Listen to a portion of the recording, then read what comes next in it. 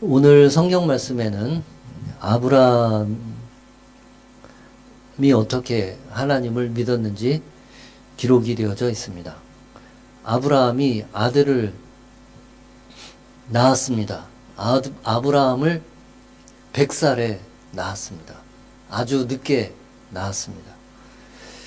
그 아들을 하나님이 번제로 드려라.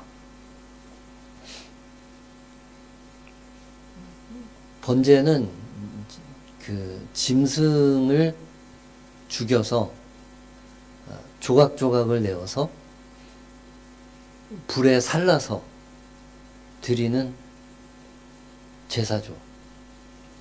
한번 번제를 드리면 죽는 것이죠. 다시 살아날 수가 없는 것이죠. 어려운 요구죠. 어려운 요구가 아니라 도저히 받아들이기 어려운 하나님의 요구입니다. 그런데 아브라함이 그 말씀을 듣고 이삭을 데리고 종 둘을 데리고 3일 길을 가서 하나님이 지시한 산에 가서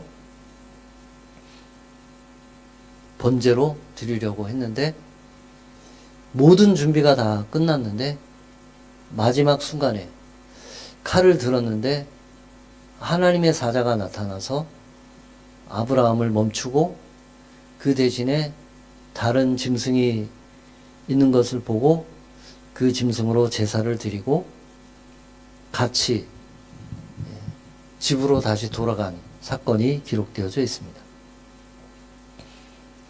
이 성경 말씀은 정말 이해하기가 어려운 성경 말씀입니다. 어떤 사람들은 이 성경 말씀 가지고 하나님은 잔인한 하나님이다.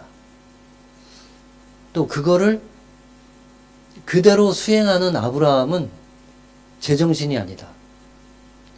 그래서 이 성경과 이 기독교 신앙은 믿을 수가 없는 그런 신앙이다. 이렇게 이야기하기도 합니다. 아브라함의 인생을 살펴보면 아브라함은 인생 자체가 하나님을 믿는 순간부터 계속해서 시험의 연속이었습니다.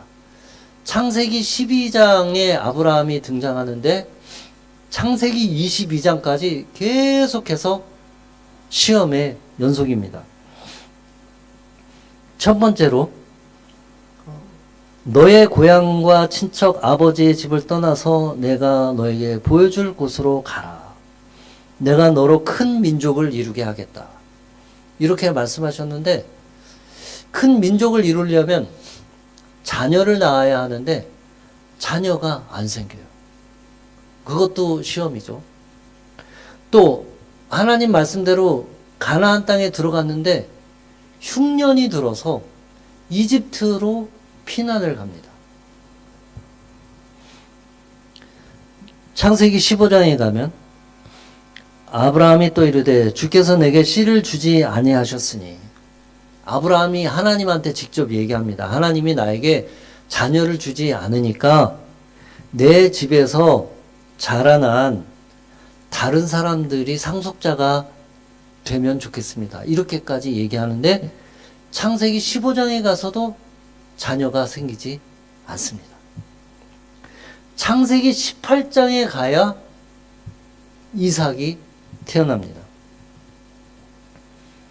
그리고 또 창세기 18장에 이삭이 태어났는데 그 전에 부인의 이집트 여종에게서 아브라함이 대리모로 낳은 아들 이스마엘이 있었는데 그 이스마엘은 그 엄마 하갈과 함께 집에서 쫓아내요.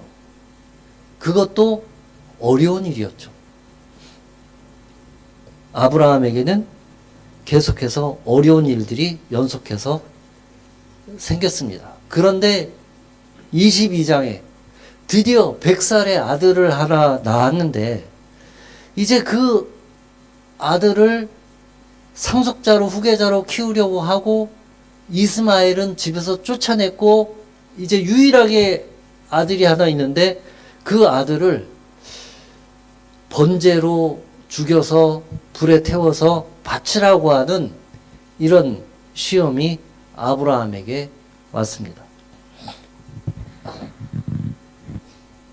그런데 아브라함은 이스마엘을 내어보내라고 할 때까지만 해도 굉장히 주저주저했어요. 어떻게 알 수 있냐면 창세기 12장 12절에 보면 하나님이 아브라함에게 이르시되 내 아이나 내 여종으로 말미암아 근심하지 말고. 아브라함이 근심했어요. 이스마엘을 하갈과 함께 집에서 내쫓는 것을 근심했어요. 그런데 이삭을 번제로 드리라고 하는 이 명령에 대해서는 창세기 22장 3절에 보니까 아브라함이 아침에 일찍이 일어나 나귀의 안장을 지우고 두 종과 그의 아들 이삭을 데리고 번제에 쓸 나무를 쪼개어 가지고 떠나 하나님이 자기에게 일러주신 곳으로 가더니. 무슨 일이 일어났을까요? 이스마엘과 하갈을 보낼 때까지만 해도 굉장히 근심을 했는데 이 이삭을 번제로 바치라고 할 때에는 전혀 근심하지 않고 그 다음날 아침에 바로 일찍 일어나서 번제를 드리러 갑니다. 무슨 일이 일어났는지 우리는 알 수가 없습니다. 그런데 분명한 것은 이삭을 바치라고 하는 것에 대해서 아브라함이 주저함이 없습니다. 그 내용을 조금 자세히 보고 싶습니다. 여기에 이제 핵심이 되는 단어가 하나님이 준비하실 거다. 이삭이 그 장작을 메고 가면서 아버지, 번제에 필요한 장작과 불과 기름은 다 있는데 제물로 드릴 제물이 없습니다. 제물은 어떻게 된 것입니까? 이렇게 물어봅니다. 그러면 아브라함이 마음이 힘들겠죠. 어떻게 대답을 해야 됩니까? 네가 제물이다. 이렇게 대답합니까? 어떻게 대답을 합니까? 아브라함이 이렇게 대답합니다. 내 아들아, 번제할 어린 양은 하나님이 자기를 위하여 친히 준비하시리라 하고 두 사람이 함께 나아가서. 여기서 준비하다, 하나님이 친히 준비하다, 이 단어가 이제 라아, 이 단어인데 이 단어의 원래 뜻은 본다, 이런 뜻이에요. 본다, 그런 뜻이에요. 그래서 유진 피터슨 목사님이 이 본문을 어떻게 히브리어 본문을 번역을 했냐면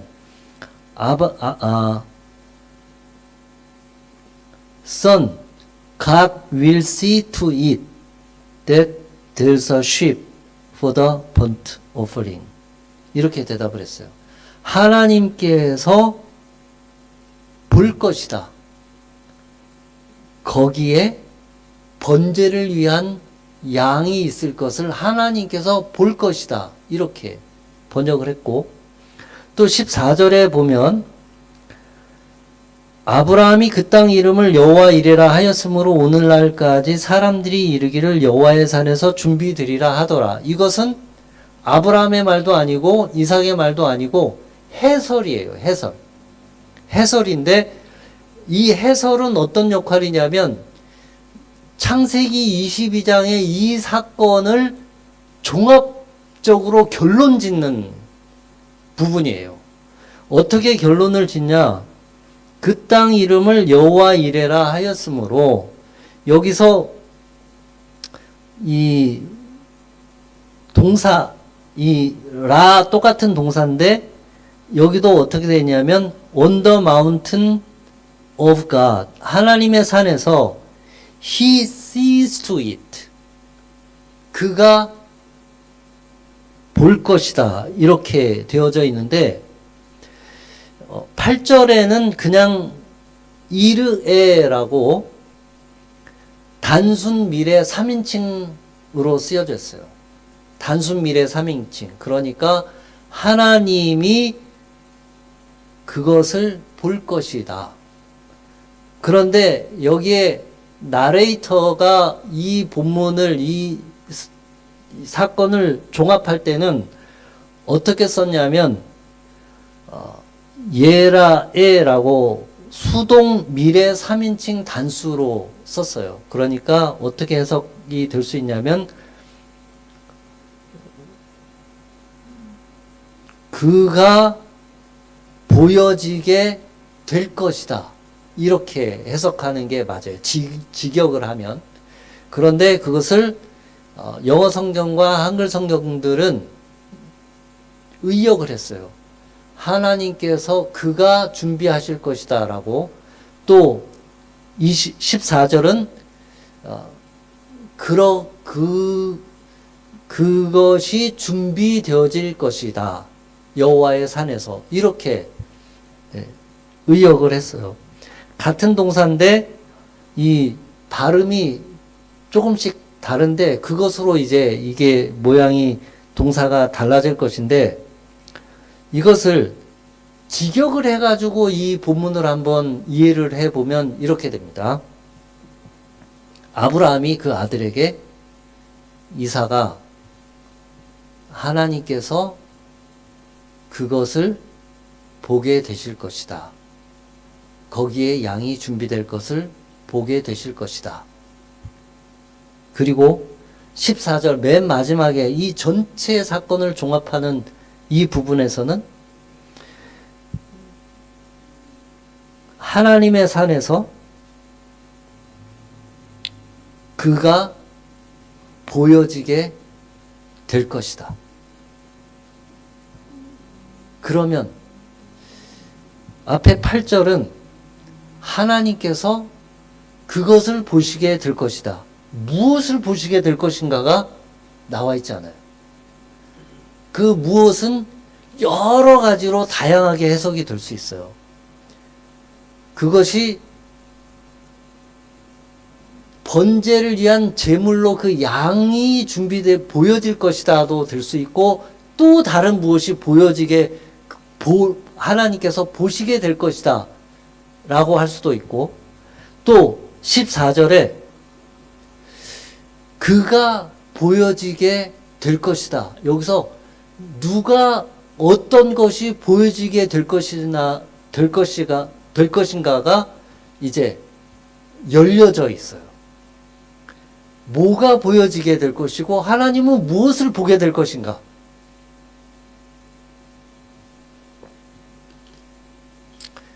하나님은 무엇을 보게 될 것인가? 그것을 알기 위해서 22장 5절에 그 산에 가기 전에 아브라함이 종들에게 한 말이 있어요. 이에 아브라함이 종들에게 이르되 너희는 나귀와 함께 여기서 기다려라. 내가 아이와 함께 저기 가서 예배하고 우리가 너희에게로 돌아오리라. 이삭을 번제로 죽여서 바치면 어떻게 같이 돌아올 수 있을까요? 그런데 아브라함은 어떤 확신이 있었던 것 같아요. 돌아오게 될 때는 반드시 내가 이삭과 함께 돌아올 수 있을 것이라고 하는 믿음과 확신이 있었던 것 같아요. 그렇지 않으면 내가 지금 이삭이랑 같이 가지만 내가 혼자 올지 잘 모르겠다. 그런데 굳이 이 말을 그 종들에게 하고 같이 갑니다. 그리고 이삭에게 얘기할 때도 그가 보게 될 것이다. 확신을 가지고 이야기합니다. 그리고 이 사건 전체를 종합하는 그 나레이터는 그가 보여지게 될 것이다. 이렇게 얘기합니다. 하나님은 무엇을 보게 될 것이고 무엇이 보여지게 되는 것인가요? 하나님은 이렇게 얘기합니다. 내가 내 외아들 독자 이삭을 나에게도 아끼지 아니하는 것을 보니 내가 이제 너를 알겠다. 무엇이 보여졌습니까? 아브라함의 믿음과 아브라함이 하나님을 얼마나 신뢰하는지를 하나님이 알게 되었다는 얘기는 거꾸로 얘기하면 하나님이 무엇을 보았습니까? 아브라함의 믿음, 아브라함이 하나님을 신뢰하는 그 마음을 보신 것이고 아브라함은 이삭에게 하나님께서 그것을 보시게 될 것이다. 이렇게 얘기를 한 것이고 14절에 이 이야기를 종합하는 나레이터는 무엇이 보여졌다고 지금 설명하는 것이냐면 아브라함의 믿음이 보여졌다, 드러났다 이렇게 설명을 하고 있습니다. 이삭, 여기서 이삭의 협력 없이는 이러한 일들이 이루어질 수가 없습니다. 이삭은 충분히 도망갈 수도 있었고 충분히 저항할 수도 있었는데 아무런 저항도 하지 아니하고 순전히 따랐습니다. 22장 6절에 두 사람이 동행하더니 22장 8절에 두 사람이 함께 나아가서 이 똑같은 구절이 반복되고 있습니다.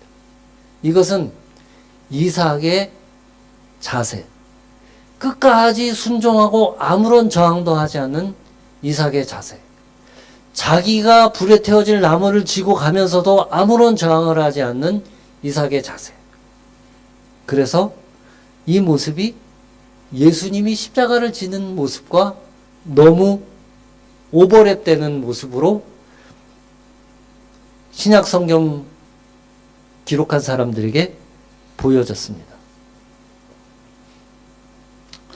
이 아브라함 사건은 너무도 특수한 사건이고 특별한 사건이고 성경에 단 한 번 나와 있는 사건이고 그 이후에 이와 같은 요구를 하나님이 다른 어떤 누구에게도 한 적이 없는 그런 사건입니다. 혹시 여러분은 하나님이 나한테 이런 걸 요구하면 나는 어떡하지?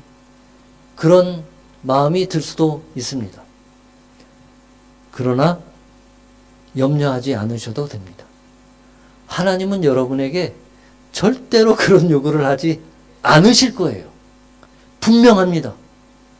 왜냐하면 그러한 믿음의 수준이 되어 있지 않은 사람에게 하나님은 절대로 이런 요구를 하지 않습니다. 하나님은 아브라함의 믿음의 크기를 이미 아셨어요. 그래서 아브라함에게 지구 역사에 딱 한 번, 단 한 사람에게 이러한 요구를 하셨고, 아브라함은 하나님에게 그 믿음이 보여지게 했고, 하나님은 아브라함의 그 믿음이 모든 세상 사람들에게, 모든 우주의 존재에게 드러나도록 보여지도록 하신 것이라고 오늘 본문의 나레이터는 수동태로 그렇게 표현을 한 것입니다. 저와 여러분이 아브라함 정도 수준의 믿음이 되지 않기 때문에 이런 요구는 절대로 하지 않으실 것이니까 안심하셔도 좋습니다. 지금까지 이 정도 수준의 믿음에 달한 사람은 예수님 이외에는 없어요. 아브라함 이후로. 그래서 예수님은 이삭처럼 자발적으로 희생과 순종의 모습을 십자가를 지고 가심으로 보여주셨습니다. 앞으로도 윤리적으로 맞지 않는, 도덕적으로 맞지 않는 하나님의 품성과 어긋나는 이런 명령과 이런 요구는 하나님이 절대로 하지 않으실 거예요. 그래서 여러분들이 앞으로 신앙생활과 믿음 생활을 하실 때 하나님이 어떤 마음을 주셨는데 그것이 윤리적으로 도덕적으로 문제가 있고 맞지 않는다면 그것은 하나님이 주신 요구가 아닌 것입니다. 하나님은 성경 전체와 인류 역사 전체를 통틀어서 이와 같은 명령을 하신 적이 없습니다. 이것은 단 이례적이고 특수한 사건으로 이해하는 것이 맞습니다. 다만 하나님은 아브라함에게 주어진 이와 같은 시험을 본인에게로 돌리셨습니다. 바울이 이 사건을 이렇게 주석하고 이렇게 해석합니다. 그런즉 이 일에 대하여 우리가 무슨 말하리요? 만일 하나님이 우리를 위하시면 누가 우리를 대적하리요? 자기 아들을 아끼지 아니하시고 우리 모든 사람을 위하여 내주신 이가 어찌 그 아들과 함께 모든 것을 우리에게 주시지 아니하겠느냐? 이 이삭을 번제로 바친 사건에 대한 사도 바울의 주석이에요. 사도 바울의 해설이에요.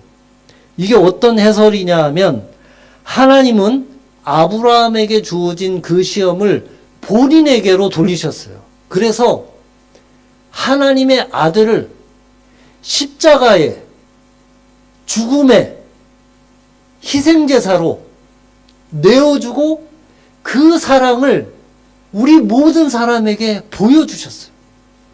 거꾸로 아브라함이 이삭을 번제로 바침으로 하나님에 대한 자기의 사랑을 하나님에게 보여준 것처럼 하나님은 자기의 아들 예수 그리스도를 희생제물로 내어 십자가에 주시면서 우리 모든 사람에 대한 사랑을 모든 세상에 확증하고 보여주셨습니다. 이제는 우리가 우리에 대한 하나님의 사랑과 우리에 대한 하나님의 믿음을 의심하지 않고 반대로 보여드려야 할 순서가 된 것입니다. 기도하겠습니다.